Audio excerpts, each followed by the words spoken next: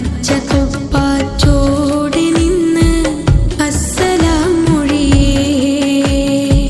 പാപി ഞാൻ വിദൂരയാണ്, മോഹമാത്തിരു റൗളയാണ്.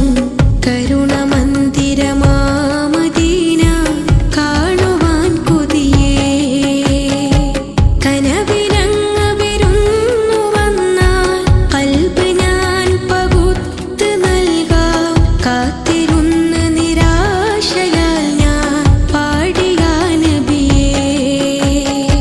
കനവിലങ്ങ് വിരുന്നു വന്നാൽ കൽബ് ഞാൻ പകുത്ത് നൽകാം. കാത്തിരുന്ന് നിരാശയാൽ ഞാൻ പാടിയ നബിയേ. സുബ്ഹി ബാങ്കിൻ നേരത്ത് പലരും ആ മദീനത്ത് പച്ചക്കൊപ്പ